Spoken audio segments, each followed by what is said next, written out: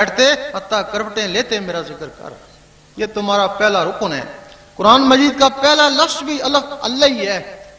جب مسلمان ہو جاتے تھے نمازیں تو تھیں نہیں اس وقت، نمازیں تو کئی سال بعد جب شب معراج ہوا اتری، اس وقت مسلمان کیا کرتے تھے؟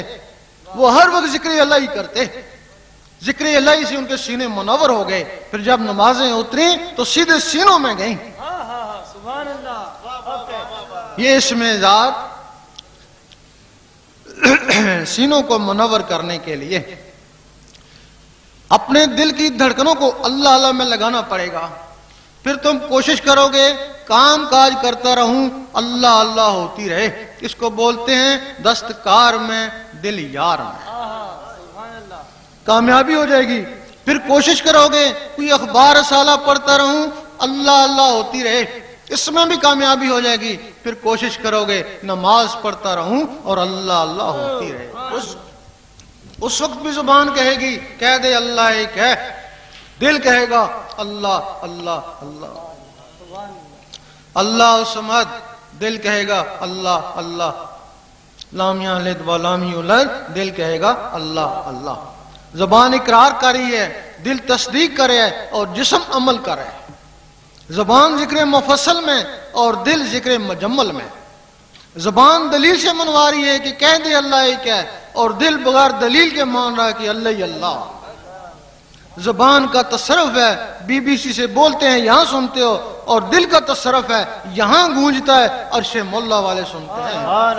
تمہاری اس نماز کو یہ دل عرش مولا میں پہنچائے گا. وہ نماز مومن کا معراج ہے. اللہ اکبر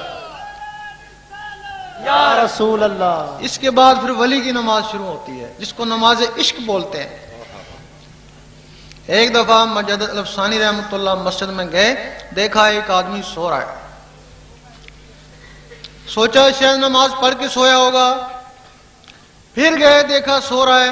آپ عصر سے مغرب تک مسجد میں رہتے، مغرب کی اذان ہو رہی ہے اور وہ سو رہا ہے. آپ کافی ناراض ہوئے، اس کو جھنجھوڑا اٹھ یا مسجد سے نکل جا یا نماز پڑھ. وہ فوراً اٹھا، وضو کیا. جماعت کھڑی ہونے والی تھی، بلند آواز سے کہا امام صاحب رک جائیں. امام صاحب رک گئے. اس نے فوراً نیتی دور کا سنت وقت فجر. دیکھتے ہیں فجر کا سما ہو گیا. اللہ اکبر. پھر اس نے زور کی نماز پڑھی، پھر زور کا سما ہو گیا. پھر عصر کی نماز پڑھی. ایک راوی لکھتا ہے کہ سورج واپس آ گیا. سبحان اللہ. اس وقت اس نے کہا مجدد صاحب آپ تو صاحب نظر تھے، بہتر تھا مجھے جگانے سے پہلے میرا حال دیکھتے. میں تو اسی کے پاس تھا جس کی تم نمازیں پڑھتے. تیرا شاہی میرا شاہی، گوہر شاہی گوہر شاہی، ارے دین نبی کا سچا دائی، گوہر شاہی گوہر شاہی، جن سے ہم نے نعمت پائی. گوہر شاہی گوہر شاہی. سبحان اللہ سبحان اللہ. اور جب دل کی دھڑکنیں اللہ اللہ میں لگ جاتی ہیں، نس نس میں نور چلا جاتا ہے، اس وقت ایک شاعر لکھتا ہے گناہگار پہنچے در پاک پر زاہد و پارسا دیکھتے رہ گئے. بھائی گناہگار کیسے پہنچ گئے اور زاہد و پارسا کیسے دیکھتے رہ گئے؟ کچھ سمجھ میں بات آتی ہے؟ ایک زاہد و پارسا نیکی کرتا ہے، اس کی فائل کے اوپر نیکی لکھی جاتی ہے، لیکن تھوڑا سا تکبر بھی آ جاتا ہے جو اس کے دل پہ جم جاتا ہے. اب کیا ہوا؟ وہ نیکیاں کرتا رہا، فائل بھری گئی، تکبر اور بخل اس سے بھی دل بھر گیا. نیکیوں سے فائل بھر گئی اور بخل تکبر سے دل بھر گیا. اللہ تعالیٰ کبھی کبھی اپنی مخلوق کو دیکھتا ہے، وہ فائلوں کو نہیں دیکھتا، وہ دلوں کو دیکھتا ہے.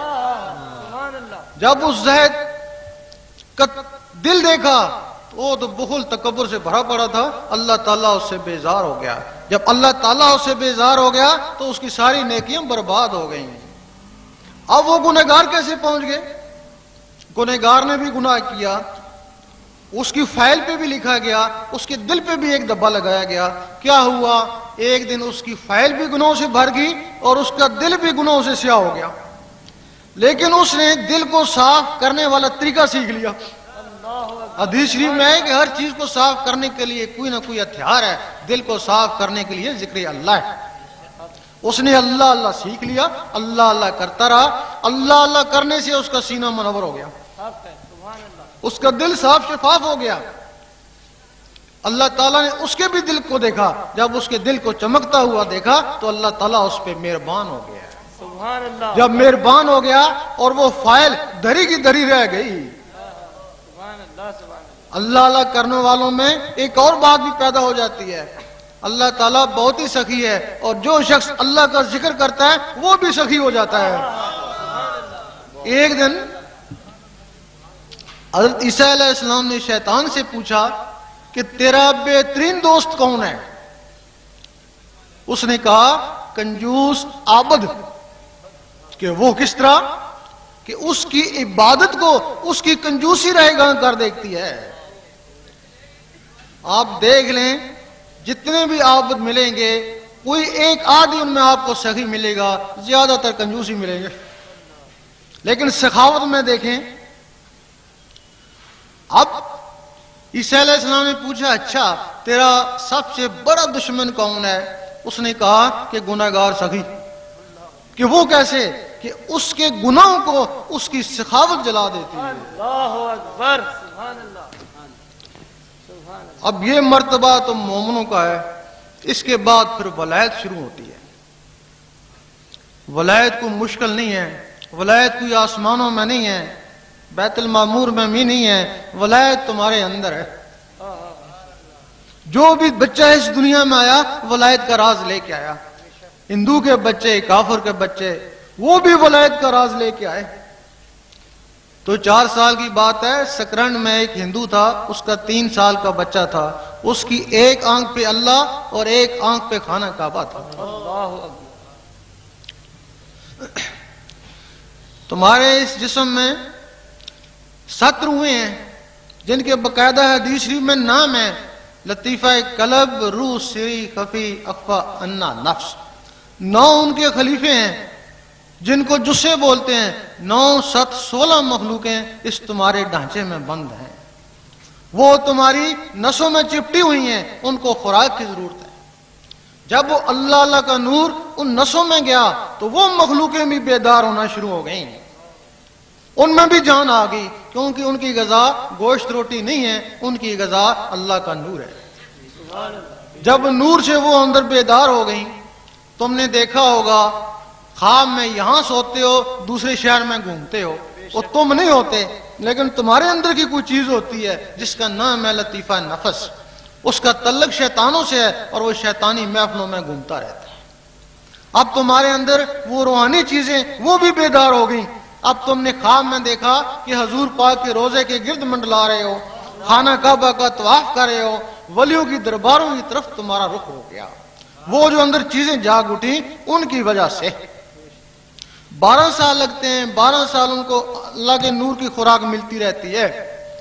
12 سال کے بعد وہ بالغ ہو جاتے ہیں. جب وہ بالغ ہو جاتے ہیں تو پھر سونے کی ضرورت نہیں ہے. پھر تم نے سوچا دیکھیں حضور پاک کیا کرے ہیں, تم نے سوچا وہ حضور پاک کے قدموں میں. نعرہ تکبیر, نعرہ رسالت, یا غوث, یا غوث, المدد, المدد, المدد, یا غوث المدد. سبحان اللہ. سبحان اللہ. وہ اس سینے سے نکل کر